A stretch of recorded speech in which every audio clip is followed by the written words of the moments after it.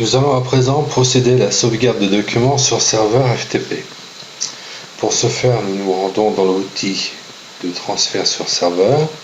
Serveur FTP est ni plus ni moins un cloud, un serveur de fichiers dans lequel on peut y déposer des fichiers et on peut rappeler des fichiers.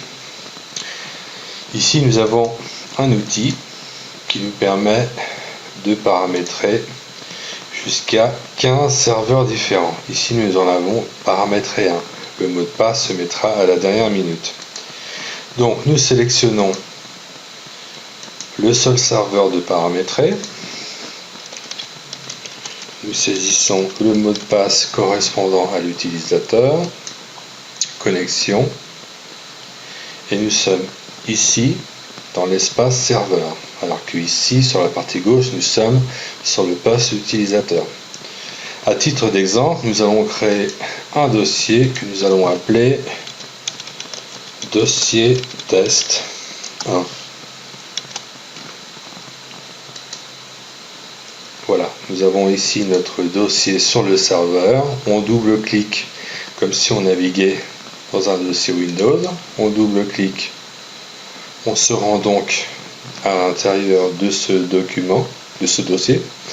Ici, nous avons des dossiers, mais qui appartiennent à l'ensemble du serveur. Donc, il n'y a qu'en cliquant dessus que on ne peut rien y faire. Donc, celles-là ne sont pas utilisables, ils sont propres au serveur FTP. Nous, ce qui nous intéresse, ce sont les documents que l'on va y déposer. Donc nous allons sélectionner à titre d'exemple, nous allons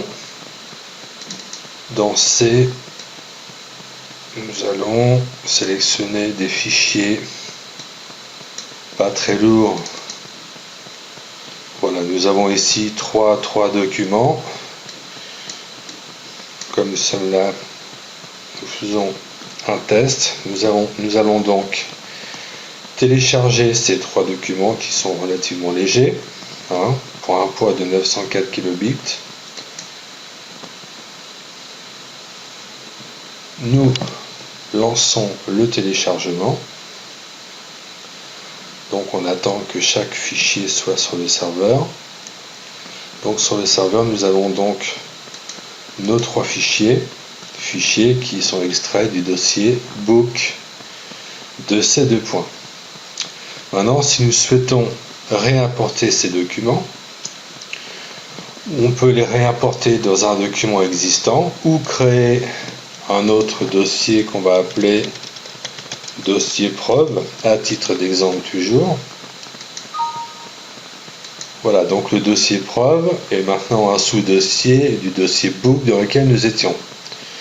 Nous allons sélectionner les 3 fichiers qui nous intéressent pour les réimporter dans le dossier preuve précédemment créé, ce qui nous permet de tester la sauvegarde et la restauration de ces 3 fichiers.